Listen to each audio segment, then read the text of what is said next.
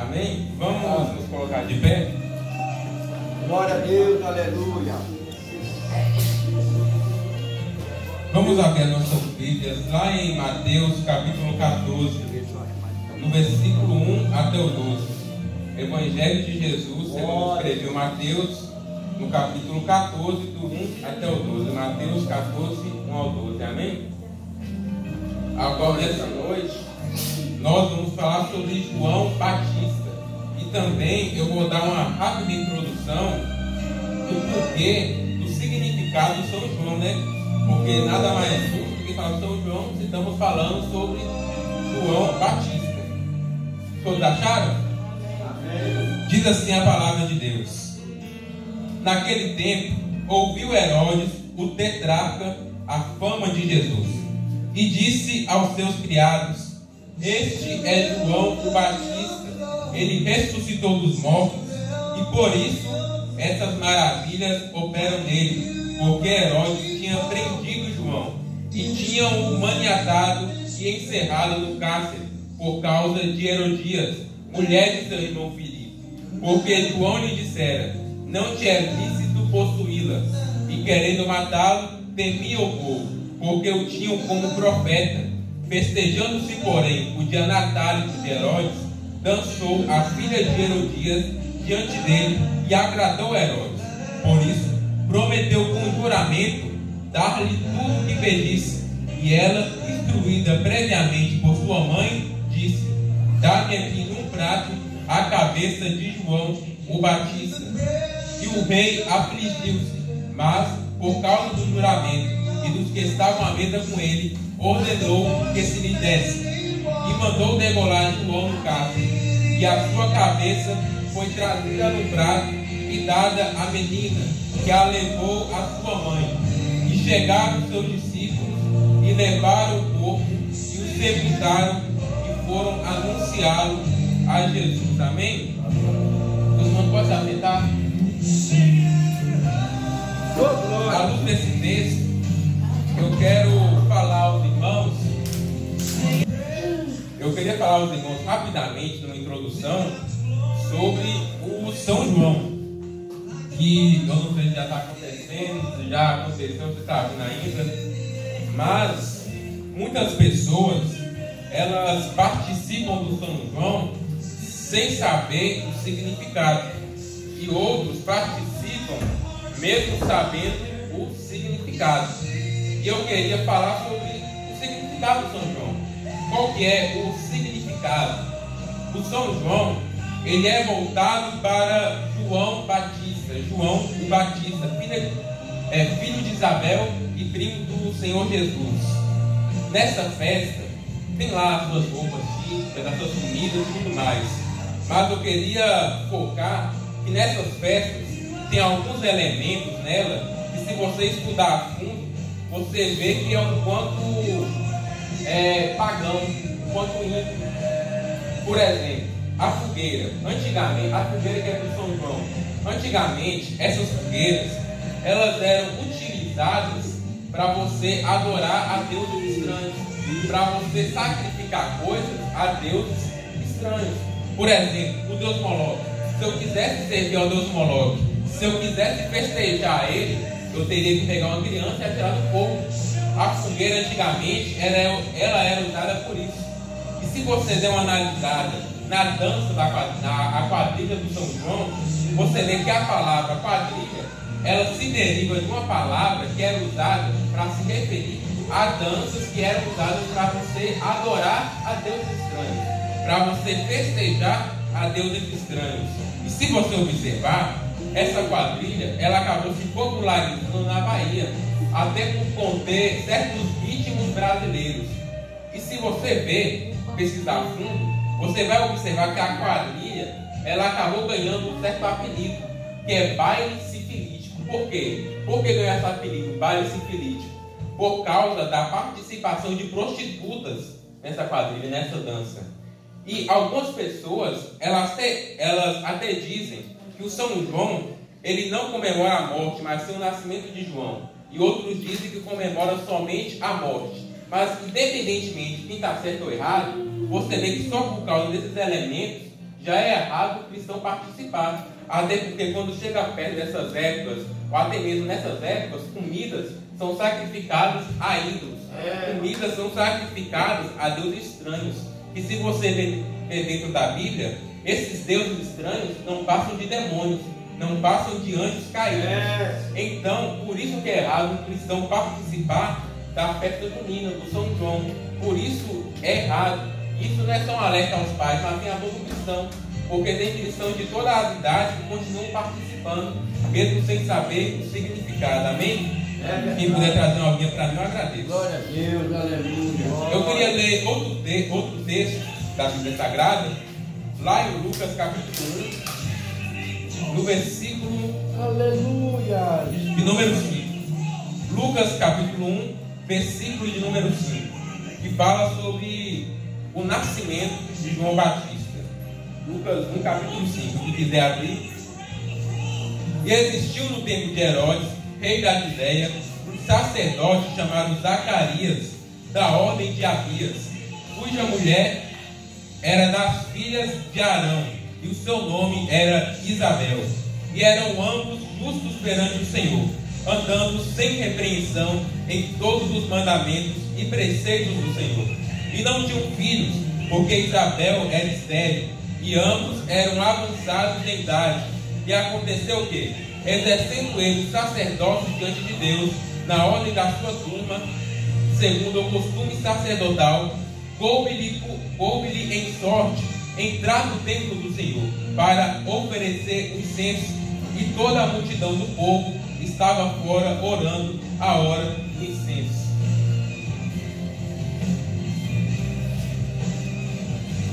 Amém? Quando você analisa esse texto, você observa que naquele tempo existia uma certa mulher chamada Isabel e um certo homem chamado Zacarias, e esses ambos eram casados, eram homem e mulher, uma só carne. E se você lê o texto sagrado, você vê que a Bíblia diz que Isabel, ela era estéril, e por conta disso ela não tinha a capacidade de gerar filhos. Nessa época era uma vergonha para uma mulher não poder gerar filhos, não poder gerar uma criança, um bebê em seu ventre. E quando você analisa Zacarias, você observa que ele era da tribo de Levi, e por conta disso ele era um sacerdote. Ele era o sacerdote do turno de Abias. E a Bíblia diz que coube-lhe por sorte queimar incenso no templo. Coube-lhe por sorte queimar incenso no templo quem? Zacarias. Zacarias teve a sorte de ir lá no templo queimar incenso. E quando Zacarias ele vai até o templo queimar incenso, a Bíblia diz que o povo, as pessoas, ficaram do lado de fora. Ficaram lá do lado de fora esperando em oração. Ficaram esperando Zacarias em oração. Enquanto Zacarias estava lá do lado de dentro, fazendo as suas orações, suas intercessões, ele acaba tendo uma visão, a Bíblia diz. O anjo aparece para ele dentro do templo. Um anjo aparece a Zacarias de repente e diz para ele não temer nada, porque Isabel terá um filho, e o nome desse filho será João. E esse João seria grande aos olhos do Senhor. Ele seria um profeta que traria muitas pessoas para Deus e derrubaria também muitos. Esse João seria grande aos olhos do Senhor e um profeta. Porém, Zacarias, ao receber isso, ele acaba duvidando, ele acaba não acreditando. Por quê? Ele acaba colocando a sua idade e a idade de sua esposa como impedimento. Ele diz: eu e minha mulher somos avançados em idade, como que nós poderíamos ter um filho? Como que nós ainda, nessa idade, poderíamos ter uma criança? Zacarias coloca impedimento nas palavras do anjo do Senhor.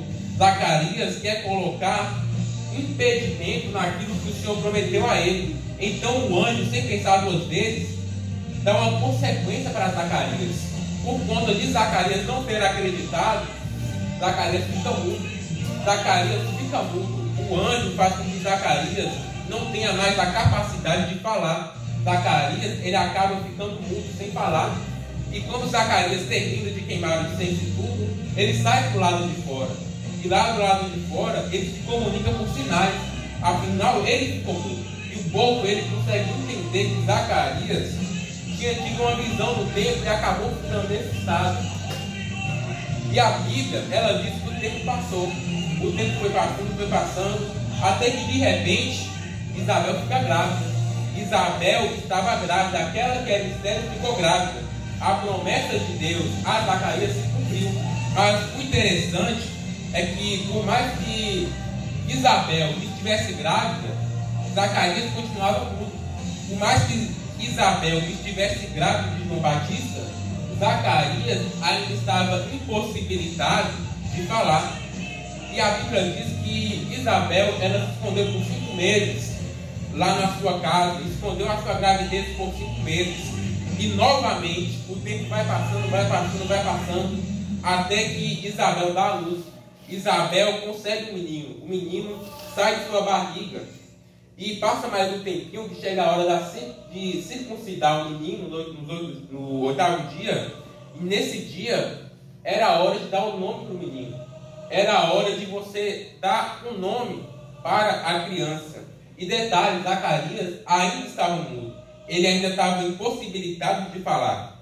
E se você dá uma estudada a mais nas tradições antigas, você vê que antigamente a palavra do pai era a que valia. Ou seja, se a mãe quisesse colocar o nome do filho e o pai não quisesse, não era colocado. Era o pai que dava a palavra final. Se a mãe quisesse que o nome do menino fosse Isaac e o pai queresse que fosse Mateus, Mateus seria o nome do menino. Porque a palavra do pai valia mais naquela época. A palavra do pai era a palavra final. Mas Zacarias, ele estava mudo, não podia falar. Então, como que ele ia dar um nome para o menino? Já que era ele o responsável da última palavra, de dar a última palavra.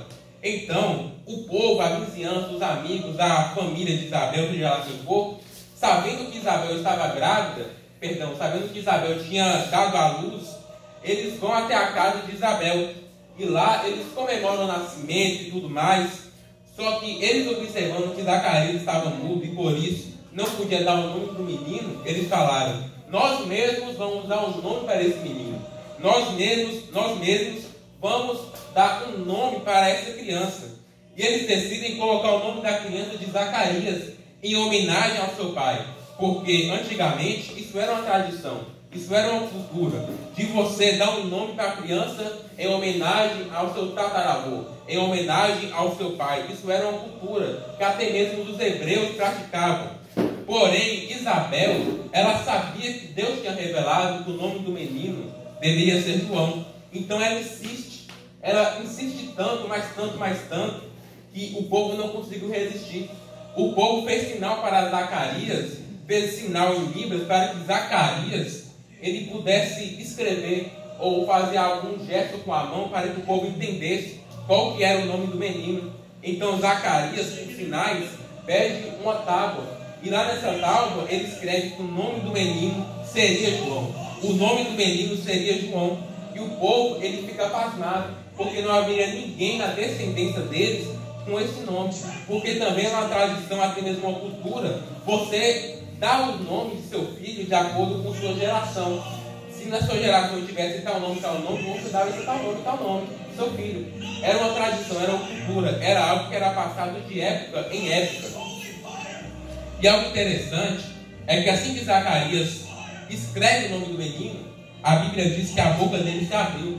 Olha só, Isabel ficou grávida e Zacarias ficou mudo. O menino nasceu e Zacarias continuava mudo. Só depois que ele proclamou que o nome do menino seria João, é que a boca foi aberta. Ele viu o cumprimento da promessa. Ele proclamou o cumprimento da palavra de Deus. Ele obedeceu ao Senhor, dando o nome do menino de João. Aleluia. E quando a boca dele se abre, a Bíblia relata que o Espírito Santo de Deus desceu sobre Zacarias. Zacarias foi tomado tão forte por o Espírito Santo que ele começou a profetizar a este menino. Ele profetizou que esse menino seria um profeta, que ele seria grande aos olhos do Senhor.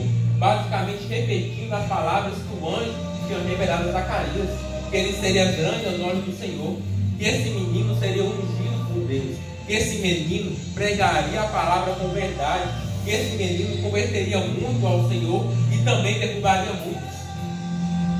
E após tudo isso, a Bíblia ela para de falar sobre João Batista. Só depois de alguns capítulos após algum tempo, que você vai encontrar João Batista. Ele já tinha crescido, tinha se amadurecido, ele já tinha tomado entendimento e juízo. E onde é que ele estava? No deserto da Judéia, fazendo o quê? Pregando a palavra de Deus. Lá estava ele pregando, comunicando ao povo. Ele estava lá pregando a verdade. E a Bíblia, ela relata que as vestimentas de João Batista eram humildes. João Batista, ele se vestia com pele de camelo, ele se vestia com cinto de couro.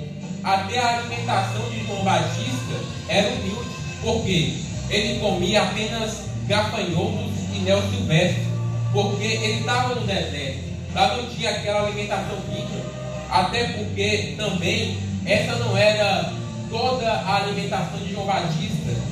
Só geralmente ele comia esse tipo de comida por ele passar muito tempo no deserto.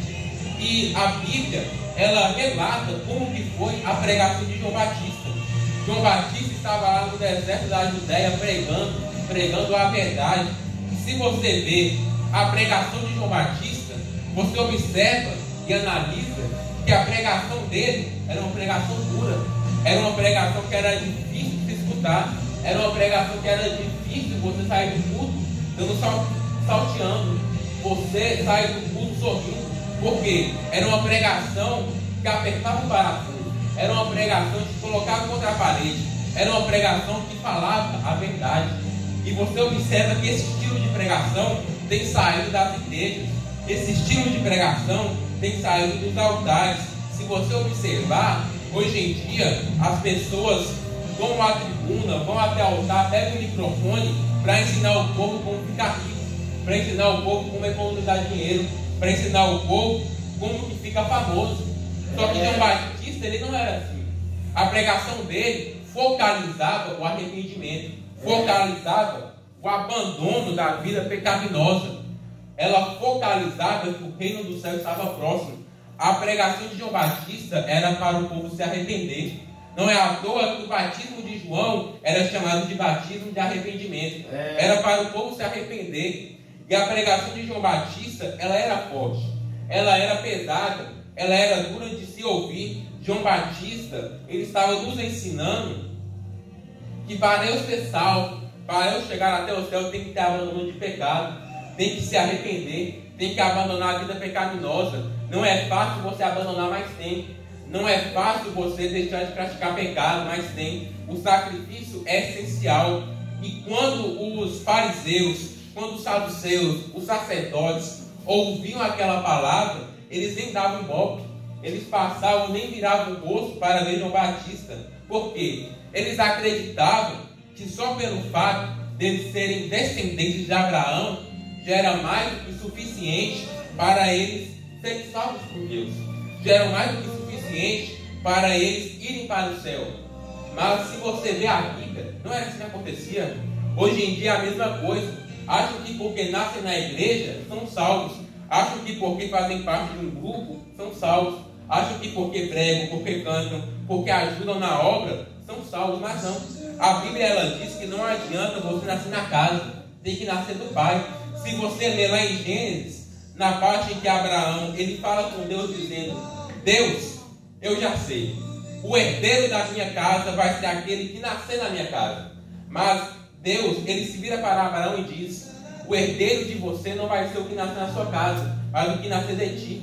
Para ser herdeiro não tem que nascer na casa, tem que nascer do Pai, tem que nascer de novo, tem que ter um revestimento, tem que ter um abandono, tem que descer as águas, tem que se arrepender, tem que parar de praticar os atos pecaminosos, tem que sair de onde você estava fundado no pecado. A pregação de João Batista era essa. A pregação de João Batista era essa mesmo, difícil de se ouvir, difícil de se pregar. É por isso que hoje em dia você não vê mais pessoas pregando isso.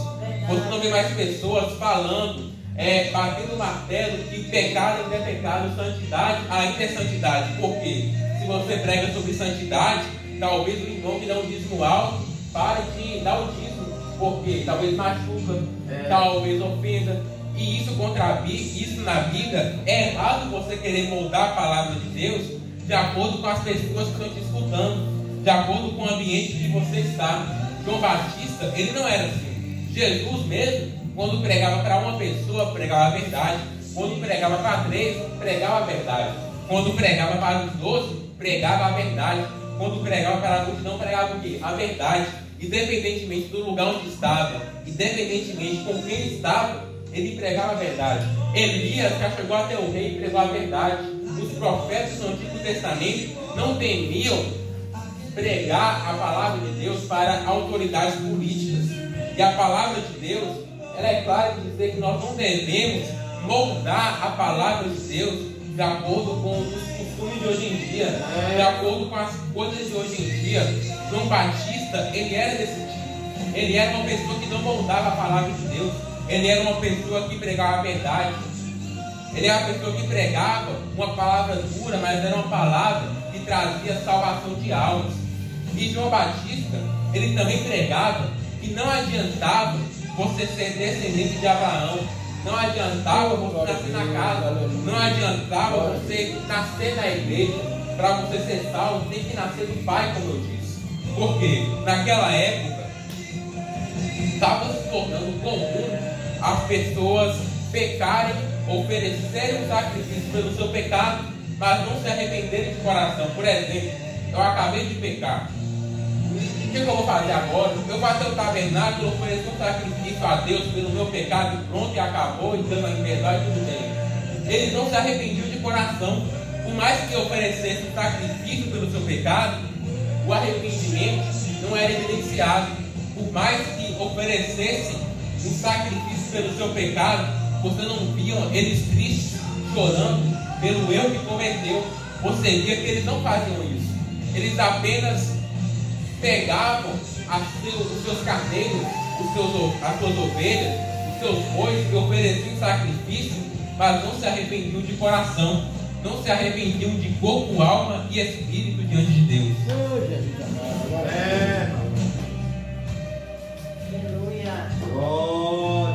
E hoje em dia não é diferente. Hoje em dia as pessoas não dão ibope do pecado que cometem. Andam cometendo pecados e mesmo assim querem pregar. Andam cometendo pecados e mesmo assim querem cantar. Porque é mais fácil você pregar sem ver o que prega do que pregar o que você vive. É mais fácil você cantar o que não vive do que cantar o que você vive. É difícil você mudar a sua rotina, mudar os seus costumes, mudar as suas amizades, mudar a sua forma de pensar e agir para se moldar de acordo com a palavra de Deus, para se enquadrar na palavra de Deus. É difícil. Eu não vou mentir, é difícil, mas não é impossível. Jesus, ele nos mostrou que não é impossível você se moldar de acordo com a palavra de Deus, você ser santificado através da sua busca para Deus. Não é difícil, não é impossível, mas é difícil. É difícil, é dureza, é batalha, mas não é impossível. Vale a pena você mudar para chegar ao céu. A pregação de João Batista era essa. A pregação que João falava era essa, sobre o arrependimento, sobre o abandono da vida pecaminosa. E quando ele termina essa pregação, a Bíblia ela diz que almas se arrependeram. Almas se chegaram até João querendo ser batizadas. E João pegava essas almas e ia até o Rio Jordão e batizava elas no batismo do arrependimento. Ele pegava essas almas e ia até as águas e batizava elas. E batizava aquelas almas. E a Bíblia, ela relata que nessa hora, Jesus, que estava lá em Nazaré, na Galileia, ele saiu de lá e foi até o Jordão, porque ele sabia que João estava ali. Então Jesus sai, e nesse período de João está batizando pessoas, está pregando, chega Jesus, e imediatamente João, ele se vira para Jesus e diz: eis aí o Cordeiro de Deus, que tira o pecado do mundo. E quando Jesus chega até ele, você vê que Jesus, ele pede para que João o batize. Jesus, ele pede para que João batize ele. Mas João, ele fala: é eu que necessito de ser batizado por ti, e vens tu a mim? João, ele reconhecia que ele não era nem digno de pegar as sandálias do mestre. de pegar pelo menos na correia da sandália de Jesus Cristo. Ele reconhecia que ele era pecador. Ele reconhecia que ele não merecia nada. João Batista, ele conseguia ver que ele era um mísero pecador. Mas Jesus, ele se vira para João e diz para que se faça assim, para que se cumpra a justiça, para deixar para exemplo, para deixar exemplo para hoje em dia, para deixar como mandamento. Não tem lógica uma pessoa passar anos dentro da igreja e não sentir a vontade de ser batizado, passar anos ouvindo a palavra de Deus, lendo a palavra de Deus, orando, e não sentir uma vontade de ser batizado, de participar de uma santa ceia, de ser membro da igreja, porque você só se torna membro quando você se batiza, toma a santa ceia e é batizado pelo Espírito Santo. É assim que você se torna membro da igreja. Mas o mais importante é comer com Deus. Muitas pessoas, elas passam anos na igreja, mas não têm a coragem de chegar, pedir para o pastor ou para alguém para que as batize, para proclamar uma fé, para proclamar sua fé em público, para mostrar o arrependimento, para mostrar que agora quem vive não é aquela pessoa, mas sim Jesus. Quem vive ali dentro não é mais ela, mas o Espírito Santo. Quem comanda o corpo não é mais ela, mas o Espírito Santo. É isso que simboliza o batismo. O propósito do batismo é esse: mostrar arrependimento, mostrar que a pessoa não está mais vivendo nela mesma, é Jesus que vive nela, é o Espírito Santo de Deus que age através dela. E após Jesus ser batizado é quando acontece a tentação no deserto. Mas eu não vou falar sobre isso porque temos muita coisa para falar ainda. E novamente você vê que a Bíblia ela para de falar sobre João Batista, porque o foco é Jesus. João Batista é apenas um personagem, mas Jesus, ele é o principal. Então a Bíblia, ela fala mais sobre Jesus, e por isso João Batista, ele não se humilha. E só depois de alguns capítulos, no capítulo 14 de Mateus, que você vai ver João Batista. João Batista, de acordo com a Bíblia, ele foi preso. E por que ele foi preso? Em uma das suas pregações, ou em algumas de suas visitas ao rei, ele prega a Herodes dizendo que não era lícito que Herodes ficasse com a mulher de seu irmão. O rei Herodes, naquele tempo, ele estava num relacionamento ilícito, num relacionamento imoral, porque o rei Herodes, ele pegou a mulher de seu próprio irmão. O irmão de Herodes era Filipe, e a mulher de seu irmão era Herodias. Herodes, ele pega Herodias de Filipe, ele pega a mulher de seu próprio irmão e se casa com ela. E por isso, João Batista, ele prega a Herodes que não era lícito, era imoral, era pecaminoso, era errado aquela prática dele. E muitas outras coisas que Herodes fazia de errado, João Batista também pregava. Herodes, ele sentiu um forte desejo de querer matar João Batista, mas ele temia fazer isso pela pressão do povo. O povo tomava João Batista como profeta, como último profeta, como profeta grande aos olhos do Senhor. E por isso, Herodes, ele recusou a matar João Batista. Mas, entretanto, como eu disse, ele pega João Batista e coloca na prisão, acorrenta João Batista na prisão. Aleluia, Deus. E durante esse tempo que João Batista está acorrentado, a Bíblia, ela nos relata que os discípulos de João, porque João ele tinha discípulos, esses discípulos, eles foram até João um certo dia falar o que Jesus tinha feito. Ah, Jesus hoje curou muitos enfermos, Jesus hoje libertou muitos endemoniados, Jesus fez isso, Jesus fez aquilo, Jesus pregou sobre isso, isso, isso e isso. E no meio dessas palavras, João Batista, ele interrompe esses dois discípulos e fala e chama dois discípulos para mandar uma mensagem para Jesus. Ele chama dois discípulos para mandar uma mensagem ao Senhor Jesus. E a mensagem ao Senhor Jesus era essa: és tu aquele ou devemos esperar outro? O tempo de João Batista na prisão acabou fazendo com que ele ficasse confuso se Jesus era ou não era o Messias. Porque existe um certo versículo na Bíblia que diz que Jesus, que o Messias iria libertar os cativos do cativeiro. Porém, João Batista, ele pegou essa mensagem de uma forma literal, ou seja, João Batista pensou que literalmente Jesus iria todas as prisões e libertaria todos os justos das prisões. Mas você vê hoje em dia que não era isso, porque mais importante que o físico era o espiritual. Mais importante que o físico, o espiritual. Jesus estava ali para libertar as pessoas das prisões espirituais, não das prisões físicas. E quando João ele se vê nessa confusão, ele manda que 2 discípulos perguntem a Jesus se ele era aquele ou eles deveriam esperar outro. Então os discípulos vão correndo até o Senhor Jesus. Detalhe, Jesus ele estava em meio a uma multidão naquela hora. Então quando os discípulos eles chegam até Jesus, eles veem que estava uma multidão ali ao redor, mas mesmo assim se chegam até Jesus e fazem a pergunta a eles, dizendo: João Batista nos mandou até aqui para perguntar ao Senhor se tu és aquele ou devemos esperar outro. Eu imagino que a multidão escutou aquilo. Eu imagino a multidão se perguntando: não era esse o João que pregava no deserto da Judéia sobre o Messias? Não era esse o João que pregava verdade nítida, verdade brusca, verdade pura, e agora está com dúvida?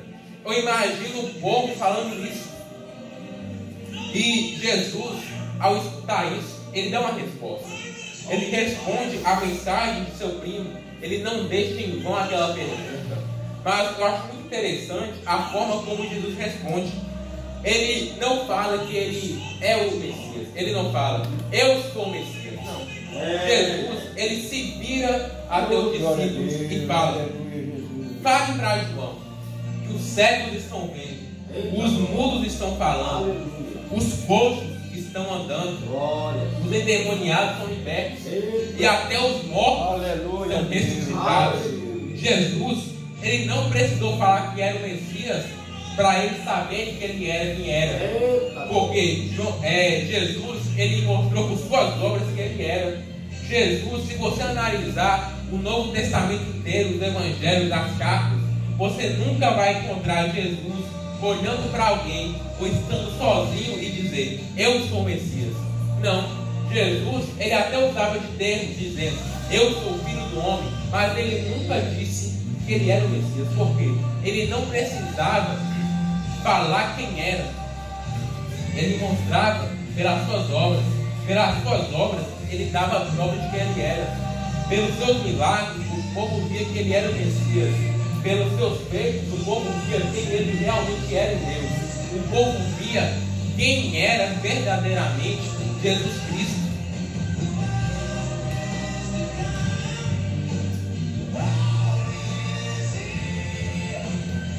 E após tudo isso, os discípulos de João, ao receberem a resposta de Jesus, eles partem imediatamente até João para entregar a resposta até João.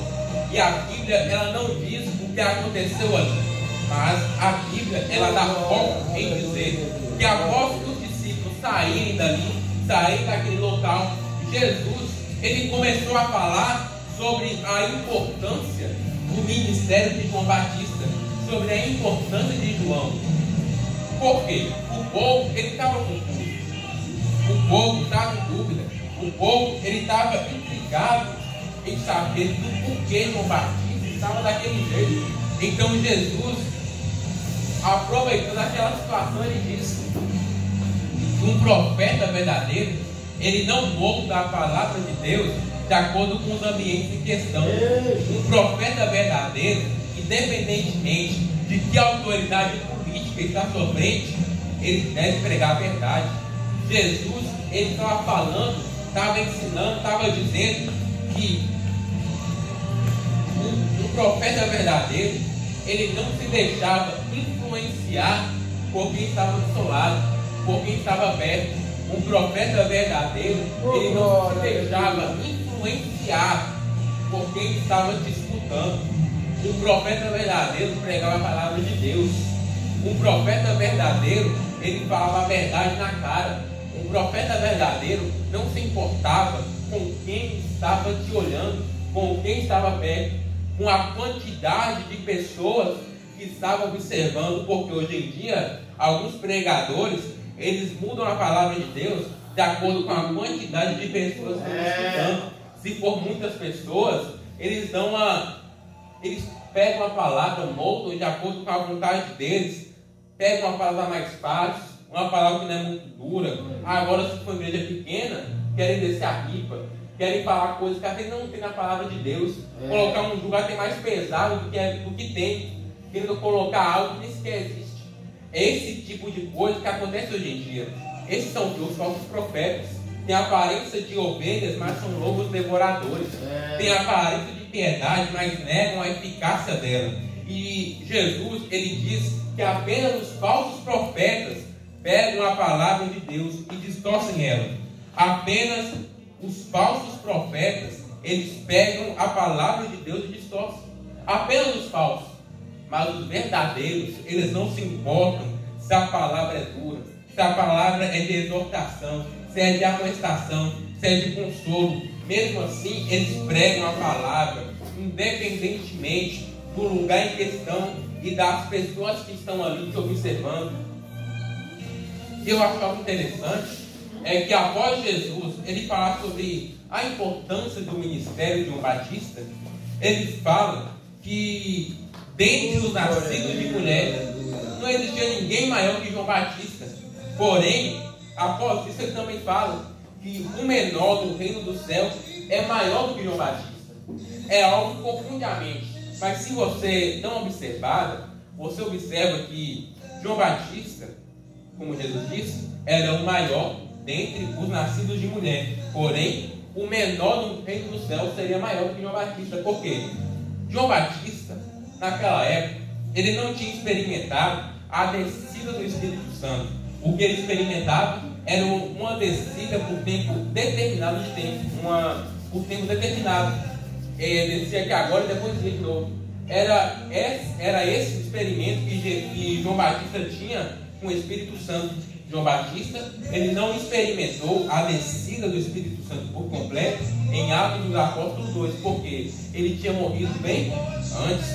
Mas nós, hoje em dia, nós experimentamos o Espírito Santo.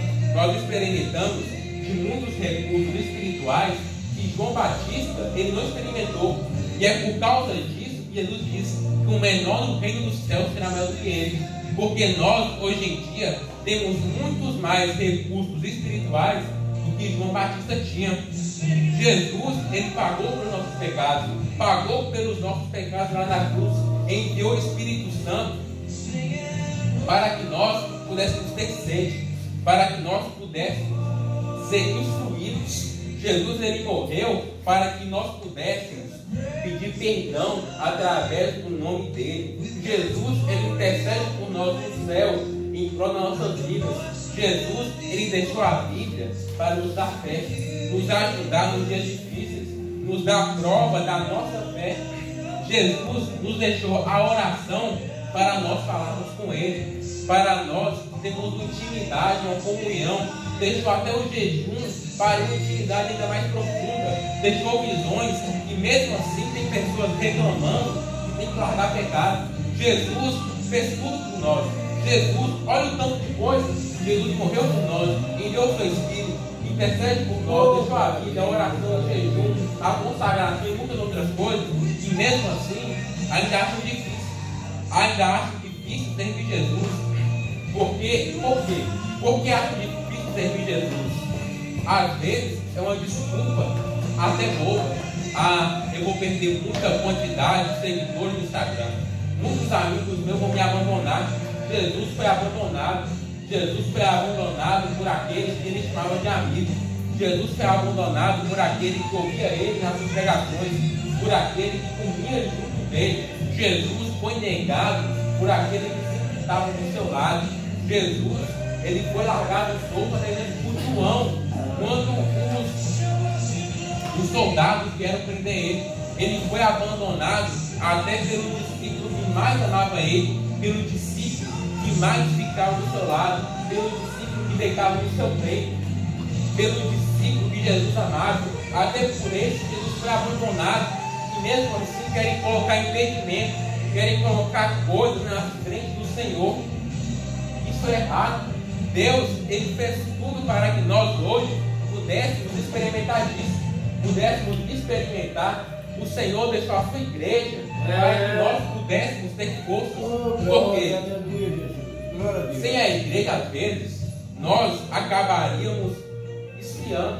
Porque a igreja é o que me dá uma força a mais. Quando é uma igreja verdadeira, é o que me dá uma força a mais. Eu estou cansado, eu estou com sono, eu estou triste.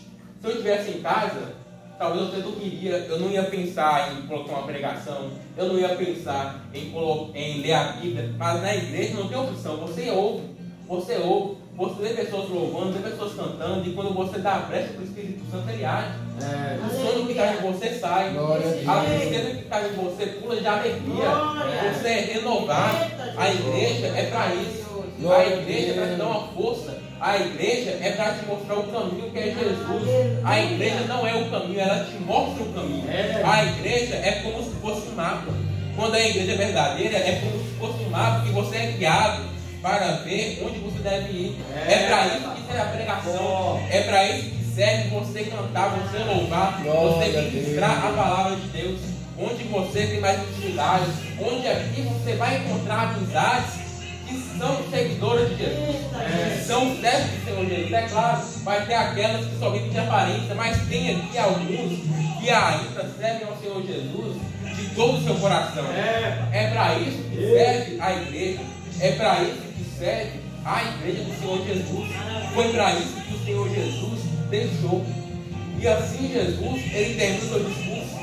Ele termina seu discurso sobre a importância do ministério de João Batista. A importância de João Batista. E se você observar, um tempo vai passar. Após isso, o tempo vai passar. Até que a Bíblia ela diz que João Batista ele foi morto, porque Herodias, que era mulher de Herodes, ela mandou a sua filha dançar perante o rei Herodes. Naquele dia, o rei Herodes ele estava comemorando aniversário. Naquele dia era chamado de Natálico de Herodes, era chamado assim antigamente, que era o aniversário de Herodes. Era uma festa enorme. E nessa festa, Herodias mandou a sua filha dançar perante o rei. E o rei se agradou daquela dança. E por isso falou que daria tudo que ela quisesse. Tudo que ela quisesse, ele daria. E Herodias, que não era bobo e nem nada, falou para que, se caso isso acontecesse, para que ela pedisse a cabeça de um Batista num prato, pedisse a cabeça de um Batista numa bandeja. Era esse o desejo. Herodias odiava João Batista porque ele proibia o seu relacionamento imoral. João Batista, ele pregava a verdade. Então isso acontece porque Herodes, ele estava no meio de umas pessoas importantes, estava no meio de muitas pessoas. Se ele recusasse aquilo, a sua influência ia cair. Então por isso, ele confirma, manda degolar João Batista e coloca a cabeça dele numa bandeja e entrega para a filha de Herodias, e a filha de Herodias entrega para Herodias.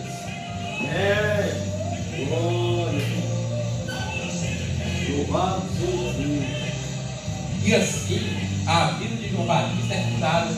João Batista morre e a vida de João nessa terra é acabada. A vida de João Batista tem um fim. E quando você analisa a vida de João Batista como um todo, você observa algumas lições que eu consegui separar em duas. Talvez os irmãos ao estudar encontrem mais, mas eu encontrei duas de forma geral. Você vê que na vida de João Batista, você tem a primeira lição, que é sempre pregar a verdade, sempre pregar aquilo que a palavra diz. Eu não devo moldar a palavra de Deus de acordo com o que eu quero, mas eu que me devo moldar de acordo com a palavra de Deus. Eu que devo ser transformado de acordo com a palavra de Deus. E a segunda lição, que é basicamente um complemento da outra, é que nós não podemos moldar a mensagem de Deus de acordo com o ambiente ou pessoas. Não é porque tem muitas pessoas que eu devo pregar uma palavra mais macia. Não é porque eu estou num ambiente muito grande, um congresso enorme, Porque Deus é uma palavra de vitória, uma palavra de bênção. Não que seja errado, mas quando a palavra de Deus ela só se focaliza nisso, ela só se limita em vitória, vitória, vitória, tem algo errado. Porque Deus, ele não se limita só a isso. Deus não se limita só ao amor, à obediência. Deus não se limita, à bênção. Deus não se limita somente a isso. É claro que teremos vitória, mas a vitória, ela é um fruto de quê? Da obediência. E para obedecer tem que largar coisas. Para obedecer tem que largar o pecado. Para obedecer tem que abandonar a vida pecaminosa. Amém? Até terminando a minha mensagem, passar para a Manda, que está dando um recadinho.